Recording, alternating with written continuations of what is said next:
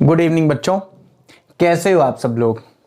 बिल्कुल निश्चित रूप से बहुत ही अच्छे होंगे और बहुत अच्छा एंजॉय कर रहे होगे इस सेशन का, यानी कि इस चैप्टर का।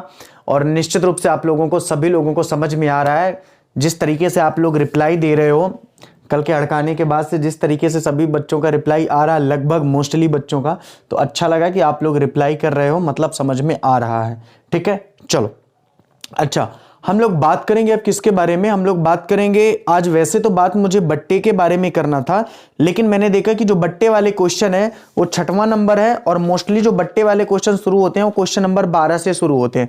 अगर आपके पास वही बुक है जो मेरे पास है, यानी कि आप सबको पता है किस बुक से हम लोग पढ़ रहे हैं, तो आपने देखा होगा क्वेश्चन नंबर 12 से ऊपर हेडिंग दी हुई है किरण पत्रों का निर्गमन किस पर, बट्टे पर। तो मैंने ये सोचा कि अगर मैं बट्टे वाला कॉन्सेप्ट अभी बता दूंगा आपको, तो कहीं ना कहीं 6वें सवाल के बाद 7वां, 8वां, 9वां, 10वां, 11वां बट्टे वाला तो है नहीं, बहुत ही नॉर्मल सा है, तो क्यों ना पहले इन सवालों को कर लिया जाए, फिर बट्टे वाले को देख लेते हैं। ठीक है, तो 6वां नंबर आप टिक कर लीजिए। पहले अपन 7वें, 8वें, 9वें, 10वें, 11वें तक सवाल पढ़ लेंगे, उसके बाद हम लोग बात करेंगे किसके बारे में, बट्टे के बारे में, और फिर अपन बट्टे की थ्योरी पढ़ेंगे, फिर अपन बट्टे में 12वां से सवाल लगाएंगे और उसी बीच में अपन 6वां सवाल भी देख लेंगे। मेरे हिसाब से ये थोड़ा सा ज्यादा बेटर होगा, और आपके हिसाब से, अरे आपके हिसाब से कोई भी बेटर हो, जो मुझे बेटर लगेगा मैं वही करूंगा। ठीक है, क्योंकि पहले जिस कॉन्सेप्ट से हम लोग चल रहे हैं उस कॉन्सेप्ट को कर दे। अब ऐसा नहीं हो कि बट्टे वाला कॉन्सेप्ट बताने के बाद 6वां बताने के बाद 7वां बताऊं, और 7वें में तो बट्टा है नहीं, 8वें में भी बट्टा नहीं है, 9वें में भी नहीं है, 10वें में भी नहीं है, 11वें में भी नहीं है, सीधे जाके 12वें नंबर सवाल पे हैं, तो वहां पे अपन उसको देख लेंगे। चलो ठीक है। अच्छा, एक चीज और आप लोगों के लिए मैं बताना चाहता हूं कि कुछ बच्चे ऐसे हैं जिनको इकोनॉमिक्स बहुत टफ लग रही है। ठीक है, कुछ बच्चे ऐसे जिनको इकोनॉमिक्स बड़ी टफ लग रही है। अगर ऐसी बात है, देखिए इकोनॉमिक्स तो वैसे मैं पढ़ाऊंगा, मैंने वादा किया हुआ है, लेकिन थोड़ा सा अगर आपको क्लास इकोनॉमिक्स की रेगुलर चाहिए, बात को समझिएगा, अगर आपको इकोनॉमिक्स की क्लास रेगुलर चाहिए, जिस तरीके से आप अकाउंट ले रहे हो, जिस तरीके से आप इंग्लिश ले रहे हो, अगर आपको एक इकोनॉमिक्स की क्लास भी रेगुलर चाहिए, तो उसके लिए आपको एक अलग ग्रुप में ज्वाइन करवाना पड़ेगा। ठीक है, उसका एक अलग ग्रुप होगा जहां पे इकोनॉमिक्स की आपको क्लास रेगुलर मिलेगी, जैसे कि आपको अकाउंट की मिलती है और इंग्लिश की मिलती है, रेगुलर वहां पे मिलेगी। तो जो भी बच्चा ऐसा है जो इकोनॉमिक्स पूरा अच्छे से पढ़ना चाहता है, तो वो अलग वाले ग्रुप में ज्वाइन हो जाएगा। हालांकि उस अलग ग्रुप में ज्वाइन होने के लिए उसको केवल और केवल जो पुराने बच्चे, यानी कि सभी बच्चे जो भी इस वीडियो को देख रहे हैं, उनका केवल और केवल 150 रुपया एक्स्ट्रा लगेगा, केवल 150 रुपया एक्स्ट्रा लगेगा। ठीक है, उसके अलावा कुछ भी नहीं लगेगा उनका, केवल 150 रुपया उनका लगेगा। ठीक है, तो अगर केवल किसके लिए, केवल इकोनॉमिक्स के लिए, ठीक है, केवल इकोनॉमिक्स के लिए उनका 150 रुपया एक्स्ट्रा लगेगा। वैसे मैं तो यही बोलूंगा कि आप लोग अलग से मत ज्वाइन हो, क्योंकि आपको यहीं पे ही मिलेगी। लेकिन अगर कोई ऐसा बच्चा है जो चाहता है कि नहीं सर मुझे इकोनॉमिक्स भी शुरुआत से पूरा अच्छे से मिले, एक क्रम से मिले, तो उसके लिए बेटा आप दूसरे ग्रुप में भी ज्वाइन हो सकते हैं। वहां पे आपको इकोनॉमिक्स के रेगुलर क्लासेस करवाई जाएंगी, बिल्कुल, या तो वो किसी टीचर के द्वारा, अन्य टीचर के द्वारा, या तो वो मेरे द्वारा ही रेगुलर कराई जाएंगी। सर अगर आप ही कराना है तो आप इसी ग्रुप में क्यों नहीं करा देते हैं? बेटा इस ग्रुप में तो एक्चुअली क्या है ना, कि हमारे पास जो एक लिमिटेशंस है, कि हमारे पास जो मेमोरी होती है वो ऐसी होती है कि दिन में 2 ही वीडियो आपको इस ग्रुप में दिए जा सकते हैं। ठीक है, तो अलग ग्रुप में का मतलब क्या, अलग ग्रुप का मतलब यह बेटा कि मुझे कोई दूसरा बैच बंद करना पड़ेगा, उसकी जगह भी ये बैच चलाना पड़ेगा इकोनॉमिक्स का। या तो आप वेट करिए, जब अकाउंट खत्म हो जाएगी तो इकोनॉमिक्स चालू हो जाएगी। मुझे लगता है कि आप लोग मेरी बातों को समझ चुके हो। अगर आपको बच्चा इकोनॉमिक्स रेगुलर चाहिए होगा तो आप उस बैच में ज्वाइन हो जाइएगा। ठीक है, मैं फिर से बोल रहा हूं कि परेशान मत होइएगा या तो, लेकिन अगर थोड़ा सा किसी को और अच्छा रिजल्ट चाहिए होगा, क्योंकि आपको भी पता है बच्चा 300 रुपये में हम लोग इकोनॉमिक्स की भी क्लास रेगुलर नहीं करवा पाएंगे। ठीक है, तो अगर आपको इकोनॉमिक्स की क्लास रेगुलर चाहिए तो आप मुझे मैसेज कर दीजिएगा, सर मुझे पर्सनली इकोनॉमिक्स की भी क्लास रेगुलर चाहिए, अकाउंट और इंग्लिश के साथ साथ, तो फिर वहां पे आप उस ग्रुप में ज्वाइन हो लेंगे तो आपको इकोनॉमिक्स की क्लास रेगुलर मिलेगी। रेगुलर का मतलब डेली वहां पे चलेगी आपको। अभी स्टार्ट नहीं हुआ है, अभी हमने प्लान बनाया स्टार्ट करने का, तो अगर आप लोग बच्चे ज्यादा जुड़ जाओगे तो वहां पे हम लोग रेगुलर उसका कर देंगे। ठीक है, नहीं जुड़ोगे ज्यादा बच्चे तो रेगुलर नहीं होगे, फिर यहीं पे आप पाओगे। ठीक है, चलो ठीक है, तो ये मैटर क्या है आप मेरे से फोन करके समझ लेना, मैं आपको बता दूंगा बात क्या है। फिलहाल अभी अपने इस कॉन्सेप्ट को देखो।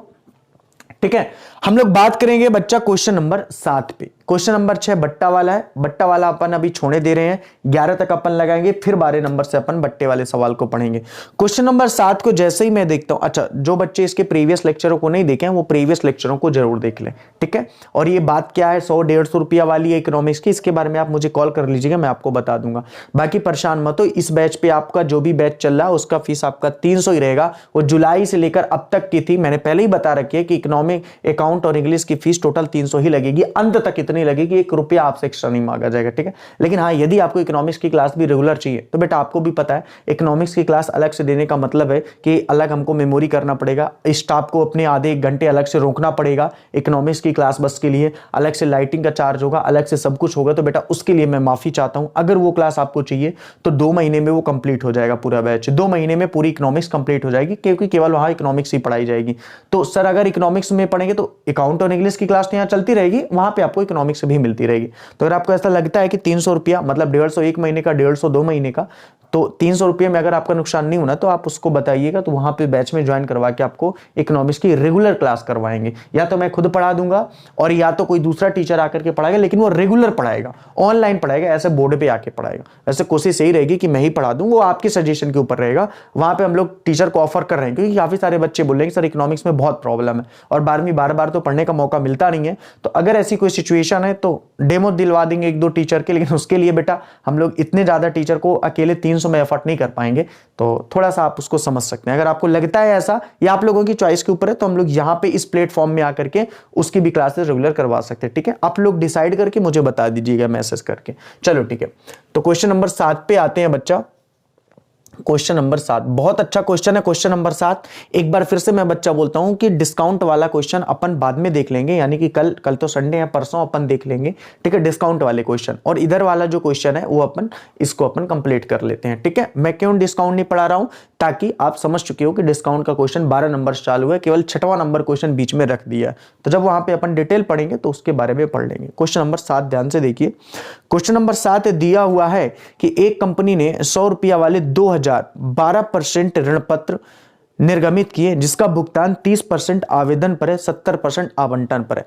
इस क्वेश्चन का एक सबसे बड़ा जो लॉजिक है ना, वो इसका क्या है, वर्किंग नोट है। आपने अगर इस क्वेश्चन की वर्किंग नोट बहुत अच्छे तरीके से बना ली तो निश्चित रूप से ये पूरा क्वेश्चन ही आपको सॉल्व करने में बहुत मजा आने वाला है। लेकिन इसकी वर्किंग नोट थोड़ा सा टफ जरूर है, ठीक है। इसीलिए काफी सारे बच्चों ने बोला है कि सर 7वां हमसे नहीं बना है।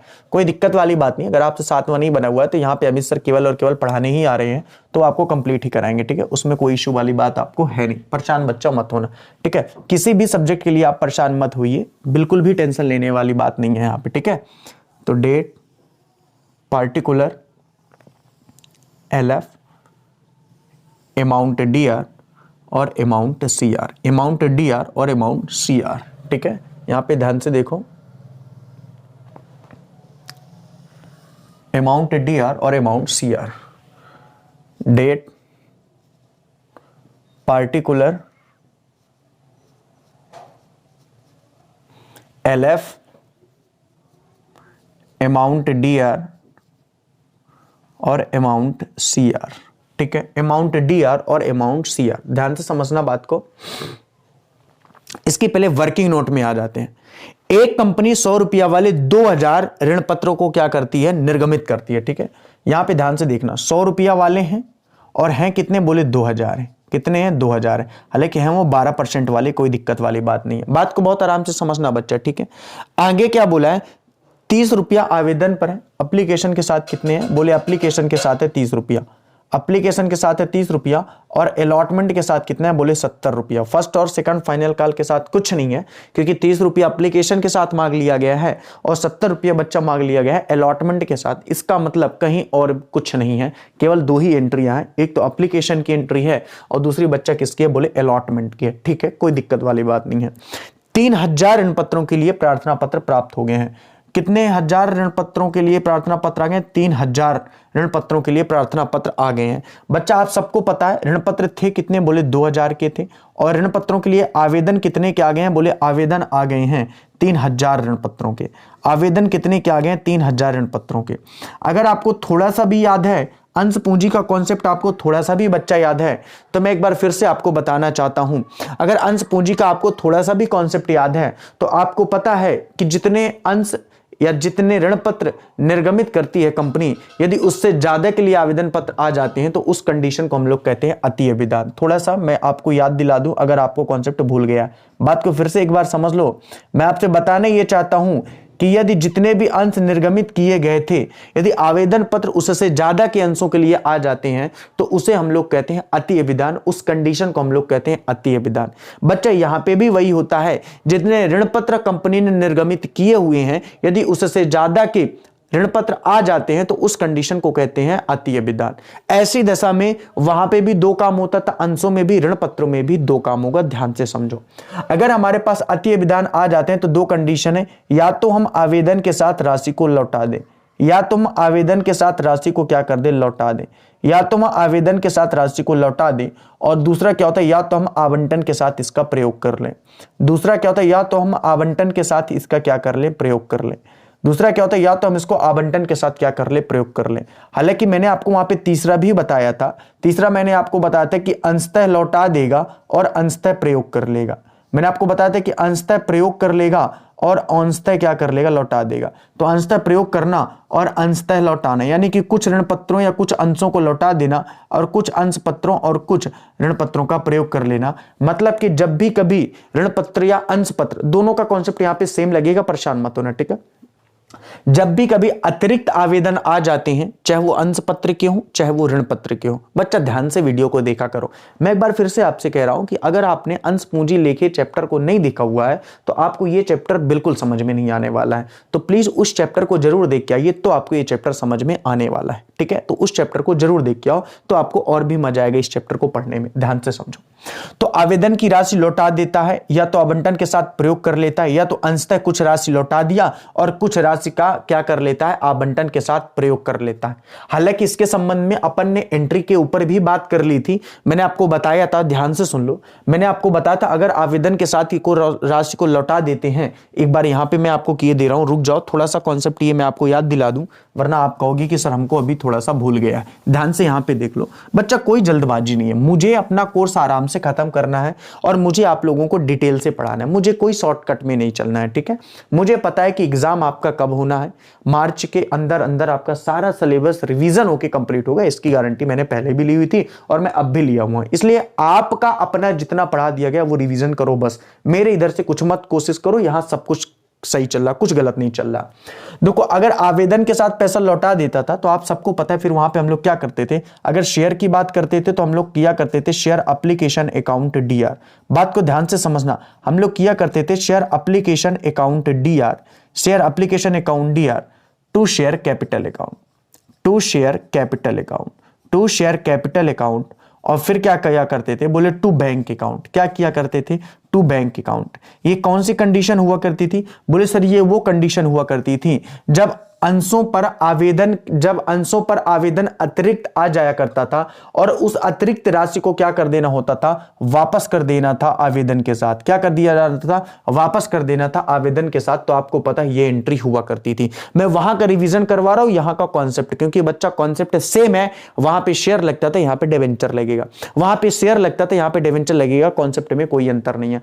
यदि मैं आपसे कहता हूं, बात को ध्यान से समझना, यदि मैं आपसे कहूं कि आवंटन के साथ प्रयोग करते थे तो फिर अपन क्या करते थे, अगर अपन आवंटन के साथ प्रयोग करते थे तो आपको पता है कि अंशों पर अतिरिक्त राशि जब आ जाया करती थी और यदि अतिरिक्त राशि को आवंटन के साथ प्रयोग किया जाता था तो हम लोग एंट्री किया करते थे share application account DR, share application account DR to share capital account, share application account DR to share capital account, to share allotment account, to share allotment account, to share allotment account.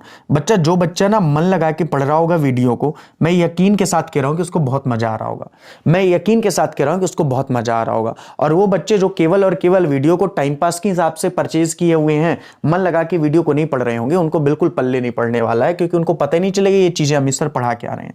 तो ये condition मैंने आपको क्या बताई थी, ये condition बच्चा मैंने आपको बताई थी जब आवंटन के साथ प्रयोग कर लिया जाता था, यानी कि share application account DR to share capital account to share allotment account. ये बात आपको क्लियर है, कोई दिक्कत वाली बात नहीं है।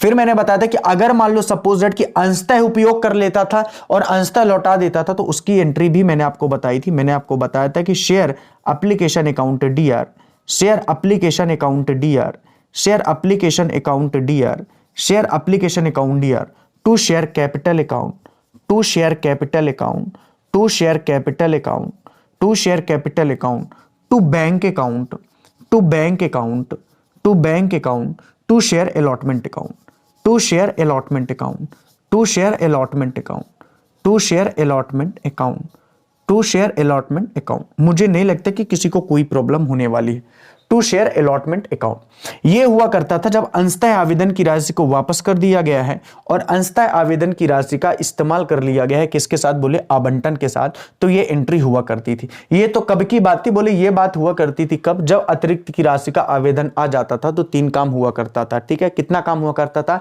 ये 3 काम हुआ करता था। लेकिन बच्चा अगर यही कंडीशन ऋण पत्र के साथ होगी तो क्या होगा, इस बात को ध्यान से समझना। बच्चा अगर यही कंडीशन ऋण पत्र के साथ होगी तो क्या होगी, इस बात को समझो। तो बस कुछ नहीं होगा, यहां पे अगर ऋण पत्रों पर अतिरिक्त राशि को लौटाने के लिए बोलेगा, अगर ऋण पत्रों पर अतिरिक्त राशि के लिए लौटाने के लिए बोलेगा तो 12% debenture, 12% debenture application account DR2, 12% debenture account. अब ये 12% भी हो सकता है, 14% भी, 15% भी, वो डिपेंड करता है कि क्या है। 12% debenture account to bank account. अगर बोलेगा आवंटन के साथ प्रयोग करने के लिए, अगर बोलेगा आवंटन के साथ प्रयोग करना है, अगर बोलेगा आवंटन के साथ प्रयोग करना है तो फिर अपन एंट्री क्या करेंगे ऋण पत्रों का, तो फिर यहां पे अपन एंट्री करेंगे 12% debenture account, 12% debenture application account to 12% debenture, to 12% debenture account, to 12% debenture account, to 12% debenture account, to 12% debenture allotment account, to 12% debenture allotment account, to 12% debenture allotment account, to 12% debenture allotment account. कोई दिक्कत वाली बात नहीं। अगर मान लो बोल दिया कि अंशतः प्रयोग करना है, अंशतः लौटाना है, तो फिर अगर ये चीज डिवेंचर के साथ है तो क्या होगा, इस बात को भी समझ लो। अगर ये डिवेंचर के साथ है तो फिर क्या होगा, इस बात को भी बच्चा समझ लो। तो फिर यहां पे क्या होने वाला है, बोले 12% debenture application account, 12% debenture application account to 12% debenture account, to 12% debenture account, to 12% debenture account to bank account, to 12% debenture allotment account, तो 12% डिवेंचर अलॉटमेंट अकाउंट हो जाएगा। तो बच्चा आप समझ गए अतिय विधान की कंडीशन क्या होती है। इतनी अतिय विधान की कंडीशंस थी जो लोगों ने आपको रटाई हुई थी, समझाई नहीं हुई थी। आपको बच्चा कीजिए समझ में आ गई कि आपको पढ़ना कैसे।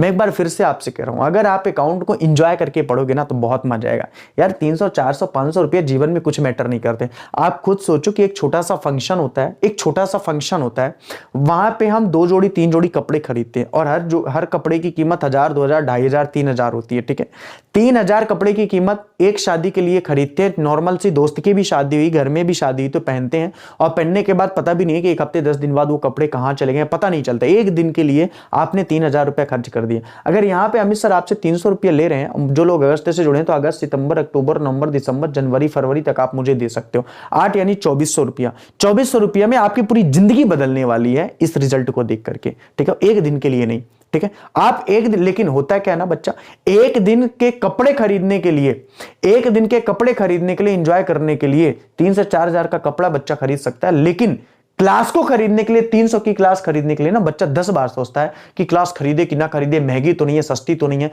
बस यहीं से पता चल जाता है कि वो बच्चा अपने करियर को लेकर ज्यादा इंपॉर्टेंट है कि अपने वस्त्र को लेकर के ज्यादा इंपॉर्टेंट है। ठीक है, तो जीवन में जो बनना है उसके लिए इंपॉर्टेंट रखो। अगर ये चीज आपको 3000 पे भी मिले तो उसको लेना चाहिए, और वो अगर आपको 300 भी पहन के जाओगे ना तब भी कपड़े कपड़े ही होंगे। वैल्यू इंसान की होती है, कपड़ों की कभी नहीं होती। लेकिन फर्क ये नहीं कि आप लोग वैल्यू इंसान की नहीं कपड़ों की देख के करते हो, इसलिए जीवन में सफल नहीं होगे। ठीक है, तो ईमानदारी वाली बात यह है कि चीजों को समझो। मैटर नहीं करता कि आपने क्लासेस को कितने कम पैसे में खरीदा हुआ है। ठीक है, मैटर ये करता है कि आपको ये आपका फ्यूचर कितना ब्राइट की ओर ले जाएगा। आप अपनी मार्कशीट को जब देखोगे तो आपको कितने खुशी मिलेगी। ठीक है, तो ये चीजें आप समझ चुके हैं, कोई दिक्कत वाली बात है नहीं आपको। ठीक है, ये 3000 आवेदन पर आया था। अब बात यहां पर हम लोग करते हैं, ये तो चीजें थी आपको समझ में आ चुकी थी।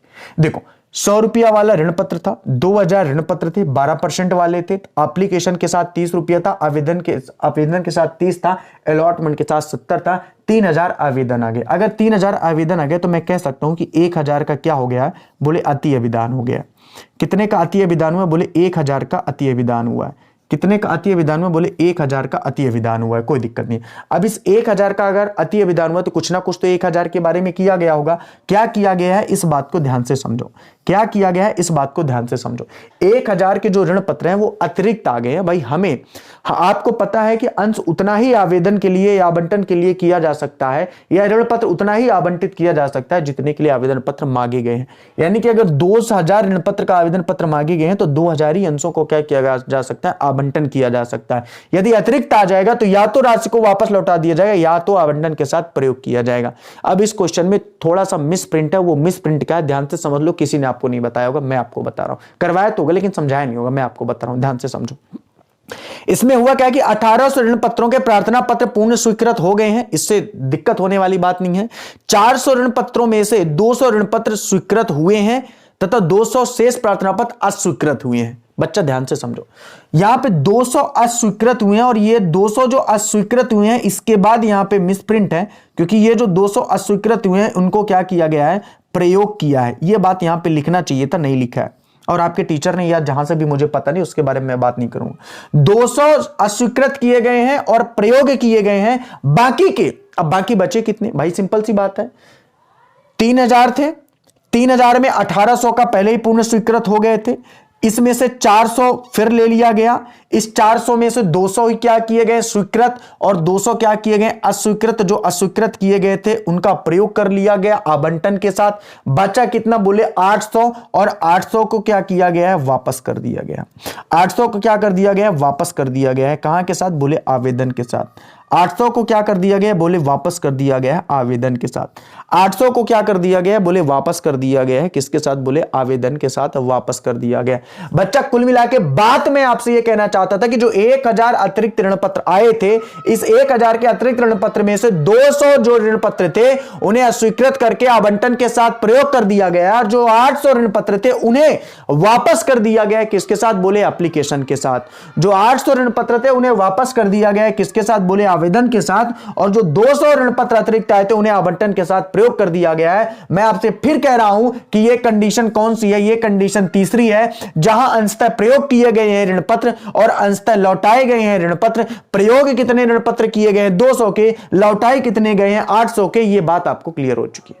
यह बात बच्चा आपको क्लियर हो चुकी है कि लौटाए कितने गए हैं? बोले कि 800 के। प्रयोग कितने किए गए? 200 के। क्वेश्चन में यह माइनस नहीं किया हुआ, लिखा होना चाहिए था कि जो 200 अस्वीकृत करके वापस किए गए हैं, वो वापस में जो अस्वीकृत किए गए हैं वो क्या किए गए? आवंटन के साथ प्रयोग किए गए। क्या किए गए हैं? वो आवंटन के साथ प्रयोग किए गए। ये लाइन उसने नहीं लिखी, वहां पे सीधे लिख दिया कि 400 में से 200 को तो स्वीकृत किए गए हैं, शेष 200 को, और फिर आगे लाइन में लिख देता है कि 200 को क्या कर दिया गया है? वापस कर दिए गए। नहीं, 800 रुपया वापस किया गया है, सॉरी 800 ऋण पत्रों को वापस किया गया है, 200 ऋण पत्रों का क्या किया गया है? प्रयोग किया गया है। मैं फिर से आपको इसको बता देता हूं, बातें आपकी क्लियर हो चुकी हैं।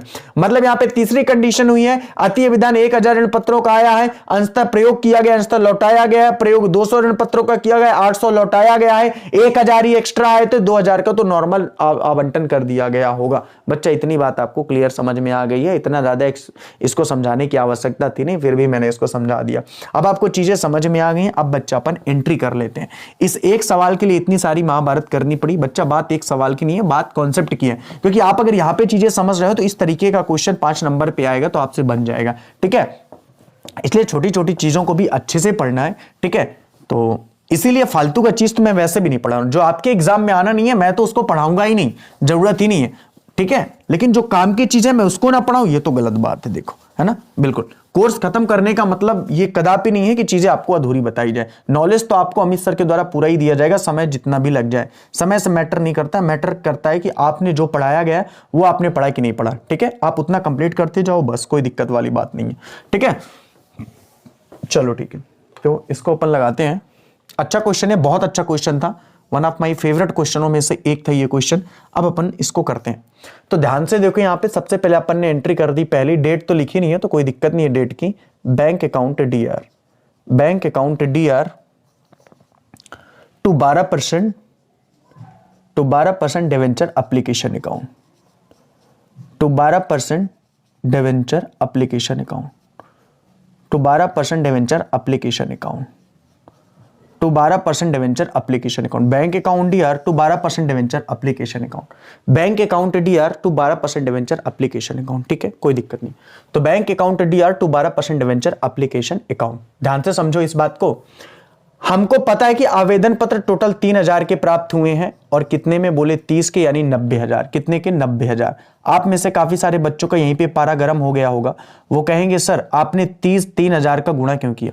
सर आपने 30,000 का गुणा क्यों किया? गुणा तो 2,000 का करना चाहिए था। अरे नालायको, आवेदन पत्र तो पहले 3,000 के ही प्राप्त हुए ना भाई। 2,000 के दिए गए थे, प्राप्त तो 3,000 के हुए ना, तो पहला गुणा तो 3,000 से ही होगा। अगर आपने अंश पत्र वाला पढ़ा होगा दिए विधान का कॉन्सेप्ट तो इतना तो याद ही होगा आपको। नहीं भी पढ़ा तो फिर भी समझ लो भाई, आवेदन पत्र तो पहले 3,000 के आ गए ना, लौटाने का काम और प्रयोग करने का काम तो अब करूंगा ना। पहले तो 3,000 के आ चुके हैं, तो कितने? 90,000 रुपया। ठीक है, कोई दिक्कत नहीं। लेकिन भैया गड़बड़ होगी। बोले गड़बड़ ये हो गई है कि 3,000 नहीं, हमको तो अलॉटमेंट 2,000 करना था। तो फिर क्या करें? बोले 1,000 के बारे में क्या करना है? बोले 1,000 के बारे में सिंपल सी बात है, 200 को प्रयोग कर लेना है और 800 को वापस कर देना। तो debenture application account, debenture application account DR, debenture application account DR to 12% debenture account,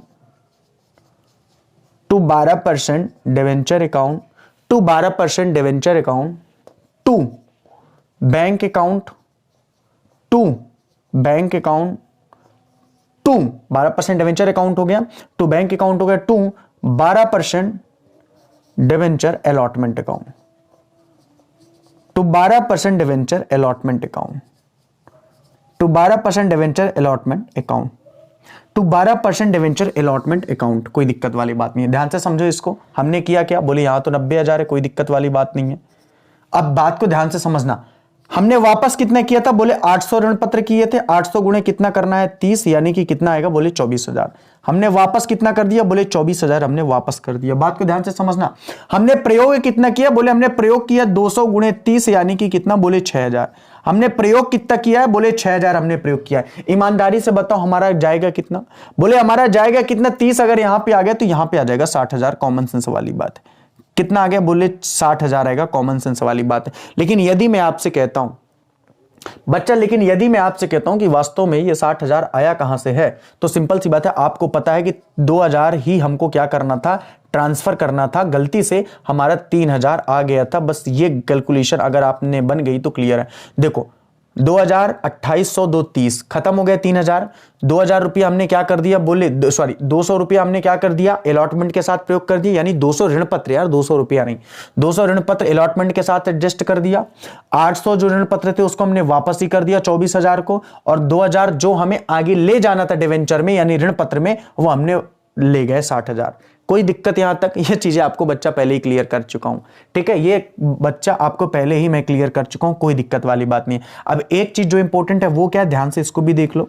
12% debenture, 12% debenture allotment account, 12% debenture allotment account, 12% debenture allotment account, 12% debenture allotment account DR to 12% debenture capital account, to 12% debenture capital account, to 12% debenture capital account, to 12% debenture capital नहीं होता यार, 12% debenture capital नहीं होता। ठीक है, debenture capital नहीं होता।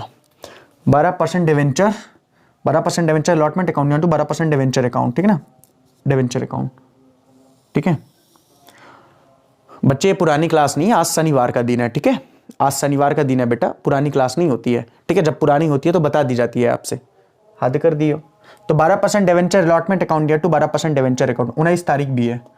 ठीक है, next bank account DR, bank account D R, रकम लिख दो कोई दिक्कत नहीं है। कितनी है? बोले 2,000 गुणे 70, 1,40,000, 1,40,000। अब आप में से कुछ नालायक मेरे से बोलेंगे कि सर आपने अब 2,000 क्यों किया? अरे स्टूपिड नहीं, तो जो अतिरिक्त रकम आई थी उसको तो पहले ही वापस कर चुके हैं। तो 3,000 यहां किया था तो अब तो 2,000 करेंगे ना। अलॉटमेंट तो 2,000 ऋण पत्रों का करेंगे, क्योंकि जो अतिरिक्त आवेदन आ गए थे 1,000 के, उसको तो हमने सेटिंग बना दी ना। 800 ऋण पत्रों को वापस कर दिया, 200 ऋण पत्रों को अलॉटमेंट के साथ प्रयोग कर दिया, कुछ बचा ही नहीं है। सर क्वेश्चन में तो दिया नहीं आवंटन के साथ प्रयोग करने के लिए, तो भाई मेरे वही तो मिसप्रिंट है, पहले ही बता दिया मैंने। अब आपको पहले से किसी ने बताया होता तो आपको दिक्कत नहीं होती, क्योंकि पहले से तो लोग कर देते हैं, समझाते नहीं है कि ये दिक्कत क्या हुई। अभी क्लियर हुआ ना? तो रट्टा नहीं मारो, अमित सर से पढ़ना है तो ढंग का पढ़ो, मजा तभी आएगी आपको पढ़ने से, ठीक है। चलो ठीक है, तो bank account DR2, bank account DR2 कितना हो जाएगा, 12% debenture allotment account, 12% debenture allotment account, 12% debenture allotment account, 12% debenture allotment account. कितना करोगे, 1,40,000 नहीं करोगे, 1,34,000 करोगे। कितना करोगे, 1,34,000। सर 1,34,000 कहां से आ गया, अरे नालायको, सिंपल सी बात है यार, 1,34,000 ऐसे आ गया कि अलॉटमेंट की वो रकम 6,000 रुपया जो तुमने एप्लीकेशन के साथ एडजस्ट की हुई थी, अलॉटमेंट की वो रकम जो तुमने एप्लीकेशन के साथ एडजस्ट की हुई थी, तो भैया मेरे उसको तो माइनस करेगा कि नहीं करेगा। 1,40,000 मांगे लेकिन मिलेगा 1,34,000, क्योंकि 6,000 रुपया ये अलॉटमेंट का क्या किया हुआ है, एडजस्ट किया हुआ है। अच्छा, इसकी दो एंट्री हो सकती थी, एक तो या तो ये कर दो, अगर आपको एक और एंट्री करना है तो इसकी कर सकते हो, अलग से नहीं करोगे, मतलब या तो इसको कर दो या तो आप इसको ये भी कर सकते हो कि bank account DR debenture application 12% debenture, 12% debenture application, 12% debenture application, 12% debenture application account DR, 12% debenture application account DR to 12% debenture allotment account, to 12% debenture allotment account, to 12% debenture allotment account, to 12% debenture allotment account, to 12% debenture allotment account. बच्चे यहां पे भी कोई दिक्कत जाने वाली नहीं थी। अब आप यहां पे क्या करते हैं, बोले सिंपल सी बात है, 6,000 रुपया हमको यहां करना था और 1,34,000 रुपया यहां करना था और 1,40,000 रुपया हमको यहां करना था। यहां तक दिख रहा, कोई दिक्कत नहीं है। 1,40,000 रुपया बच्चा हमको यहां करना था। तो सर दोनों में अंतर क्या, दोनों में कुछ अंतर नहीं है, दोनों में कुछ भी अंतर नहीं है, सेम बात है। अगर आप एप्लीकेशन को यहां पे दिखाना चाहते तो दिखा के भी कर दीजिए, कोई इशू वाली बात नहीं है, और या तो अगर आप इसको नहीं भी लिख रहे हो, डायरेक्टली ये कर रहे हो, तब भी वही बात है, ठीक है। तो कोई दिक्कत नहीं है, आप मत लिखो, डायरेक्ट घटा के लिख दो, चलेगा, ठीक है। हो सकता है जैसे आंसर में 6,000 का जो डिफरेंस आ जाता है वो यही 6,000 का डिफरेंस आ जाता है, क्योंकि हो सकता है कि क्वेश्चन ने इसको जोड़ करके दिखाया होगा तो 6,000 एक्स्ट्रा बढ़ जाएगा, तो आपका योग में फर्क आ जाएगा, तो आप परेशान हो जाओगे कि सर जी ने गलत कहां पे किया हुआ, योग में डिफरेंस आ गया 6,000 का। हो सकता है इसको योग ना किया हो, इतने से आंसर ला दिया हो, तो फिर कोई दिक्कत वाली बात नहीं है, ठीक है, क्योंकि वहां पे आप पता है कि 6,000 फिर भी जोड़ में तो 6,000 का अंतर आ जाएगा, लेकिन आपका ये सवाल यहां पे बिल्कुल खत्म हो जाता है। इसको आप डायरेक्ट ऐसे करना, कभी भी यहां पे डेबिट करके बाद में आप भूल जाओ कि आप शेयर एप्लीकेशन को यहां डेबिट करेंगे कि क्रेडिट, क्योंकि वहां पे तो क्रेडिट हुआ था, तो ये बकवास ना करना, डायरेक्ट अलॉटमेंट का जितना आप एडजस्टमेंट किए उतना घट के लिखेंगे। अब कुछ बच्चे तो यही परेशान हो जाएंगे कि एडजस्टमेंट आपने घटाया कैसे। अरे भैया ये सब कुछ बात आपको अंश पूंजी वाले में बताई गई है, तो सर अंश पूंजी में बताई गई तो यहां क्यों नहीं, भैया यहां पे भी तो बता रहा हूं, डिवेंचर अलॉटमेंट का पैसा 6,000 पहले से एडजस्ट किया गया था, तो जब वो प्राप्त होगा तो 6,000 कम प्राप्त होगा। बता तो रहा हूं, कैसे बताऊंगा, अब क्या मुंह अपना खोल करके आपको सामने रख दूं तब आपको समझ में आएगा। सिंपल सी बात है बेटा, वही तो बता रहा हूं, क्लियर है ये बात आपको, कोई दिक्कत वाली बात नहीं है, समझ में आ गई ये बात आपको। चलो ठीक है, ये सवाल इसमें इंपॉर्टेंट था 7वां नंबर। बाकी अगर बात की जाए इसमें क्वेश्चन नंबर 8 की या क्वेश्चन नंबर 9 की या क्वेश्चन नंबर 10 की, तो बहुत ही सिंपल सा क्वेश्चन है, 8, 9 और 10 और 11 तक। फिर भी एक बार देख लीजिए तो चीजें एकदम से क्लियर हो जाएंगी। इसका स्क्रीनशॉट खींच लो, ये मोस्ट इंपॉर्टेंट क्वेश्चन है, छोटा क्वेश्चन है लेकिन बहुत अच्छा है और बहुत काम का भी क्वेश्चन है, ठीक है। तो चलो स्क्रीनशॉट ये खींच लो, मैं इधर आ गया, ठीक है। क्वेश्चन नंबर 8वां की अगर बात की जाए तो 8वां बहुत ही सिंपल सा है, कुछ भी नहीं है, केवल नॉर्मल एंट्री करना है। आवंटन पर 30 रुपया है, याचना पर 60 रुपया है, आवेदन पर 10 रुपया है, केवल 4,000 का गुणा कर देना है। Bank account DR2 debenture application account 4,000 गुणे 10 कर दोगे 40,000, 40,000 debenture application account DR2 debenture account, फिर debenture allotment account DR2 debenture account, bank account DR2 debenture account, debenture allotment account, debenture first call account DR2 debenture account, bank account DR2 debenture first and final call account. तो बहुत ही सरल है, इसमें कोई दिक्कत वाली बात है नहीं। रही बात क्वेश्चन नंबर 9 की, तो क्वेश्चन नंबर 9 भी बहुत ही सरल है, 3 2 5 3 8 2 10 है, कुछ भी दिक्कत वाली बात नहीं है, एकदम सड़ा सा क्वेश्चन है। क्वेश्चन नंबर 9 भी, वो भी आपसे बन जाएगा। और अगर आपसे इस तरीके के क्वेश्चन बच्चा नहीं बन पा रहे हैं तो फिर कहीं ना कहीं आपके साथ बहुत बड़ी समस्या है, जिसका समाधान मेरे पास तो नहीं है, फिलहाल मैं आपको बता दूं। क्वेश्चन नंबर 10 की अगर बात की जाए तो क्वेश्चन नंबर 10 में 15 रुपया आवेदन पर है, 35 आवंटन पर है, टोटल 85 थे, 50 पूरे मांग लिए गए हैं। 7 वर्ष बाद मोचनी है का मतलब होता है कि 7 वर्ष बाद दे है, और आपको दे की कोई एंट्री नहीं करनी है, तो परेशान मत होना कि सर 7 वर्ष बाद मोचनी है का मतलब मतलब क्या होता है? मोचनीय है का मतलब होता है शोधन। शोधन का मतलब होता है कि ये ऋण पत्र 7 वर्ष बाद देने हैं। तो इसका एंट्री में क्या इफेक्ट पड़ेगा? कोई भी इफेक्ट नहीं पड़ेगा, इतना ध्यान रखना। तो आप नॉर्मल एंट्री जैसे करते हैं उसी तरीके से आप करोगे। 10वें नंबर की बात मैं कर रहा हूं, तो आपको 2 ही एंट्री पहले करना पड़ेगी। Bank account DR2 6% debenture application account, जिसमें आप 75 लाख गुणे कितना करोगे? बोले 15 करोगे। दूसरी आप करोगे 6% debenture application account DR2 6% debenture account, आप टोटल कर दोगे। तीसरी एंट्री करोगे 6% debenture allotment account DR2 6% debenture account, और फिर आप करोगे bank account DR2 6% debenture allotment account. इस तरीके से क्वेश्चन नंबर 10 भी खत्म। बच्चा कुछ है ही नहीं तो इसमें कैसे बताऊं मैं, क्या बताऊं, मतलब इसमें कैसे आपको समझाऊं? सिंपल सा है। अब ये छोटा सा कॉन्सेप्ट अगर आपको करना पड़ेगा, ना तो प्रीमियम है, ना तो अतीय विधान है, ना ही अल्प विधान है, ना ही अदत्त याचना है, ना ही आवंटन है, ना ही अग्रिम याचना, कुछ नहीं है। एक एंट्री कर देना है। वही क्या बताऊं यहाँ पे, अपने आप में शर्म आएगी अगर इन सवालों को मैं आपको बताऊंगा तो। ठीक है, इसी तरीके से क्वेश्चन नंबर 11 भी है। तो ये 11 नंबर का कॉन्सेप्ट भी आपको समझ में आ चुका है। ठीक है, कोई दिक्कत वाली बात नहीं क्वेश्चन नंबर 11 में भी। ठीक है, क्लियर है यहां तक? कल मुझे सभी की कॉपी में तो नहीं, लेकिन सभी की स्क्रीनशॉट 11 नंबर तक का आ जाना चाहिए, छठवां छोड़ करके। ठीक है, छठवां छोड़ करके अगले दिन हम लोग बट्टे के बारे में बात करेंगे। इसका देखो, अपन बट्टे वाला कॉन्सेप्ट को अपन को पढ़ना है, जो आपके सिलेबस से हटा है, मोचन वाला हटा है। प्रीमियम वाले कॉन्सेप्ट को हम लोग देख लेंगे। प्रीमियम के बाद ऋण पत्रों के निर्गमन की शर्तों वाला देख लेंगे। संपार्श्विक प्रतिभूति वाला भी देख लेंगे। नहीं देखेंगे तो किसको? शोधन वाला। तो ये चैप्टर भी अब बहुत जल्दी ही समाप्त हो जाएगा। खासकर जब बट्टे वाला कॉन्सेप्ट मैं आपको बता दूंगा तो ये चैप्टर लगभग खत्म होने की कगार पर आ जाएगा। ठीक है, इसके बाद अपन अवकाश ग्रहण पढ़ेंगे। कोई दिक्कत नहीं है बच्चा, बहुत आराम से पढ़ रहा हूं, यकीन मानो। इतना विश्वास कर लो, ट्रस्ट कर लो, पुराने साल का पेपर उठा के चेक कर लो। जितना मैं बच्चे यहाँ पे पढ़ा दूंगा, एक सिंगल ऑब्जेक्टिव और सिंगल क्वेश्चन नहीं छोड़ के जाने वाला। और इतना तो भरोसा आप लोग जुलाई से पढ़ रहे हो तो कर ही लियो मेरे ऊपर। ठीक है, और करके करना भी चाहिए। हाँ, अब ये जो बात इकोनॉमिक्स वाली है, थोड़ा सा इसको समझ लो। आपको थोड़ा सा चीजें मैं यहाँ पे क्लेरिफाई कर दूंगा ना। इकोनॉमिक्स वाली मैं बात कर रहा हूँ, ये जो इकोनॉमिक्स वाला मैंने आपको बताया। देखो, मेरे कहने का मतलब ये है कि काफी सारे बच्चे मेरे से बोल रहे हैं कि सर इकोनॉमिक्स का थोड़ा सा प्रॉब्लम है, और ऐसा वही बच्चे बोल रहे हैं जिनको पता है कि इकोनॉमिक्स की वजह से हो सकता है हमारा रिजल्ट थोड़ा सा डाउन आ जाए। हो सकता है, बिल्कुल सही बात है। देखो, इकोनॉमिक्स कोई अगर आपने सपोज दैट, देखो अकाउंट में तो मुझे नहीं लगता कि कोई प्रॉब्लम जाने वाली है। बहुत सारे बच्चों को इंग्लिश का इशू रहता है, इंग्लिश में भी कोई प्रॉब्लम नहीं है सर, तो सारा कुछ हम लोग करवाएंगे, कुछ नहीं छोड़ूंगा। ऐसे से लेकर एप्लीकेशन से लेकर राइटिंग स्किल से लेकर के कैसे लिखना है, कहां नंबर नहीं मिलना है, कहां नंबर मिलना होता है, सब कुछ सर से करवाऊंगा, परेशान मत हो।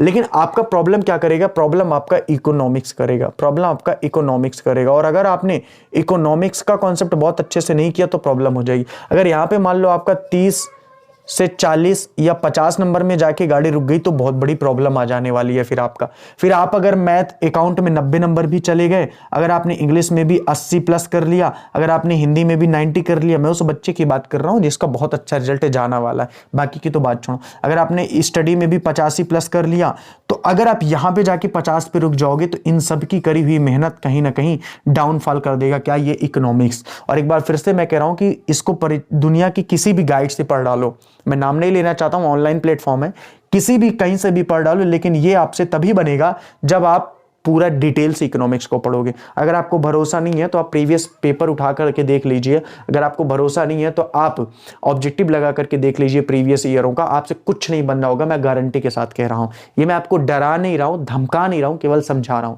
क्योंकि ये मैटर ऐसा है बेटा जहां पे छोटी सी चीज का इंपैक्ट बहुत पड़ता है। अब अर्थव्यवस्था ऐसी है कि जैसे आदमी पढ़ाता है तो उसने बता दिया कीमत, अब कीमत का इफेक्ट देखो कहां पड़ा।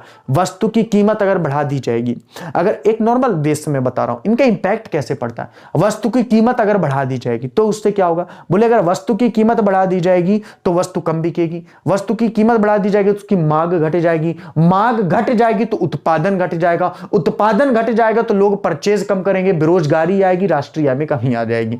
तो मतलब बहुत रिलेटिव चीजें। जैसे व्यष्टि अर्थशास्त्र में आपने पढ़ा कीमत सिद्धांत का विश्लेषण किया जाता है, समष्टि अर्थशास्त्र में आपने पढ़ा आय रोजगार सिद्धांत का विश्लेषण किया जाता है। ऑब्जेक्टिव आ जाता है निम्नलिखित में से किसका अध्ययन समष्टि अर्थशास्त्र के अंतर्गत नहीं किया जाता? पहला कुल राष्ट्रीय आय का, दूसरा कुल उत्पादन का, तीसरा समग्र उत्पादन का, चौथा कीमत सिद्धांत का। तो कीमत सिद्धांत का नहीं किया जाता, क्योंकि कीमत सिद्धांत का किसके अंतर्गत किया जाता है? व्यष्टि अर्थशास्त्र के अंतर्गत किया जाता है, जहां पे छोटी छोटी इकाइयों का अध्ययन किया जाता है उसे हम लोग व्यष्टि अर्थशास्त्र कहते हैं। जहां पे समग्र का अध्ययन किया जाता है उसे हम लोग भाई सिंपल सी बात है, समष्टि अर्थशास्त्र के अंतर्गत कहते हैं। तो इनमें क्या ये जो टर्मोलॉजी, व्यक्तिगत इकाइयों का अध्ययन, वैयक्तिक इकाइयों का अध्ययन, तो ये टर्मोलॉजी जो है वो बेटा कठिन है।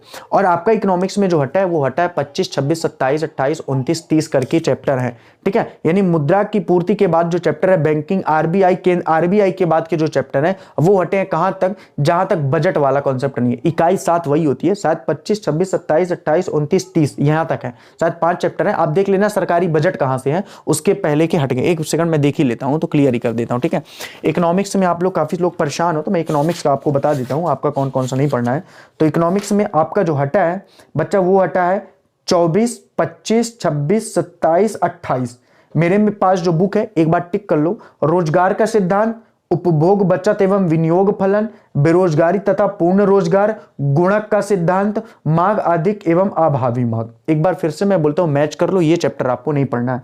रोजगार के सिद्धांत, उपभोग बचत एवं विनियोग फलन, बेरोजगारी तथा पूर्ण रोजगार, गुणक का सिद्धांत, मांग अधिक एवं अभावी मांग। ये चैप्टर आपको नहीं पढ़ना है, क्योंकि इकोनॉमिक्स में काफी सारे बच्चों के प्रश्न थे कि इकोनॉमिक्स का क्या नहीं पढ़ना है। तो इकोनॉमिक्स में मेरे में है जो चैप्टर नंबर किस में है, 25 में है, जिसको अपन क्या कहते हैं, रोजगार का सिद्धांत। हो सकता है आपकी बुक में कुछ और में हो, तो इसीलिए मैं चैप्टर का नाम भी लिख दूं, रोजगार के सिद्धांत। ये चैप्टर आपको नहीं पढ़ना है। काफी सारे बच्चे बोल रहे हैं कि सर इकोनॉमिक्स में समझ में नहीं आ रहा क्या नहीं पढ़ना है, तो मैं इस बार बता दे रहा हूं, ठीक है।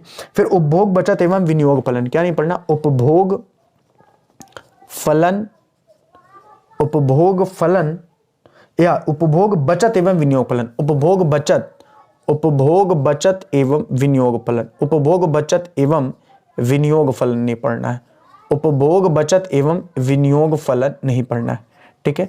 उसके बाद अगर बात की जाए तो क्या नहीं पढ़ना है, बोले इसके बाद नहीं पढ़ना है बेरोजगारी तथा पूर्ण रोजगार, बेरोजगारी तथा पूर्ण रोजगार, बेरोजगारी तथा पूर्ण रोजगार, बेरोजगारी तथा पूर्ण रोजगार, बेरोजगारी तथा पूर्ण रोजगार। उसके बाद अगर बात की जाए तो क्या है, बेरोजगारी तथा पूर्ण रोजगार के बाद अगर बात, गुणक का सिद्धांत, क्या है, गुणक का सिद्धांत, गुणक का सिद्धांत, गुणक का सिद्धांत, ये नहीं पढ़ना है आपको। उसके बाद अगर बात की जाए तो क्या, मांग अधिक एवं अभावी मांग, मांग अधिक एवं अभावी मांग, मांग अधिक एवं अभावी मांग, मांग अधिक एवं अभावी मांग, मांग अधिक एवं अभावी मांग, ठीक है। उसके बाद क्या नहीं पढ़ना आपको, तो उसके बाद आपको नहीं पढ़ना है 29 हो गया, सॉरी 28 हुआ ना, 25 हो गया रोजगार, ठीक है, सॉरी 24 है ये, सॉरी 24 है, 24 है, ये 25 है, सो सॉरी ये 26 है, ये 27 है और ये 28 है, 28 में है, सॉरी बाई मिस्टेक हमसे हो गया, ठीक है ना। गुणक का सिद्धांत 27 में, 28 में, बस ठीक है, इतना आपको नहीं पढ़ना है। ये यूनिट आपकी गायब है, ये यूनिट 7 है और ये यूनिट को आपको नहीं पढ़ना है, बाकी आपको सारा कुछ पढ़ना है। और मैं आपसे बोल ही रहा हूं, जो लास्ट बात मैंने आपको बोली है वो फिर से सुन लो। अगर आपको वाकई में इकोनॉमिक्स की डेली क्लास पढ़ना है, डेली की मैं बात कर रहा हूं, देखो अगर आपको इकोनॉमिक्स की डेली क्लास चाहिए, अगर आपकी आवश्यकता है, नेसेसरी नहीं है, आप नहीं लो, कोई दिक्कत वाली बात नहीं है, तो इसका एक अलग से ग्रुप बनेगा जहां पे केवल और केवल इकोनॉमिक्स होगी, केवल इकोनॉमिक्स होगी बच्चा, केवल इकोनॉमिक्स, अध्ययन बिल्कुल नहीं होगी, केवल इकोनॉमिक्स होगी। और इसके लिए या तो अलग टीचर में एफर्ट कर दूंगा या तो मैं खुद कर दूंगा, उसकी बात की बात है। डेली आपको पढ़ाई जाएगी, लेकिन इसका आपका 150 रुपया पर मंथ अलग से लगेगा। अगर आपको इसमें ज्वाइन होना है तो आप अमित सर से यस करवा दीजिएगा, नहीं ज्वाइन होना है तो मत होइएगा, कोई दिक्कत वाली बात नहीं है, ठीक है। इतना याद रखना, क्योंकि बेटा आपको भी पता है कि हम लोग 2 टीचर तो हैं, अगर हमने सपोज दैट एक और टीचर को अप्लाई किया कि आके आप इकोनॉमिक्स पढ़ाओ, एक बेस्ट टीचर होंगे, सिंपल सी बात है, हम कोई ऐसी फैसिलिटी तो लाएंगे नहीं जो आपको समझ में नहीं आए, तो फिर 300 में बेटा 4-4 लोग, 5-5 लोग कैसे हो सकते हैं, आपको भी पता है, ठीक है। अगर मैंने ही पढ़ाया तो फिर एक अलग से कॉन्सेप्ट है, आप इसको समझ सकते हो। रेगुलर क्लास लाने के लिए मुझे एक कोई सेक्शन को बंद करना पड़ेगा, तो आपको भी पता है कि थोड़ा सा समय तो लगता है। तो जो भी होगा इसके बारे में बात कर लेंगे। तो अगर आपको ज्वाइन होना है तो इसके लिए आप जरूर मुझे एक बार बता दीजिएगा, ठीक है। नहीं होना है तो कोई दिक्कत नहीं है, आप इतना ध्यान रखो, बाकी मेरी जो भी काम होगा मैं जरूर करवाऊंगा। लेकिन अगर आपको रेगुलर चाहिए तो फिर आप इस ग्रुप में ज्वाइन हो सकते हैं। चलो ठीक है, इन्हीं बातों के साथ बच्चा विराम लेते हैं, कल हम लोग फिर मिलेंगे, तब तक के लिए bye bye and good night, see you tomorrow, thank you so much.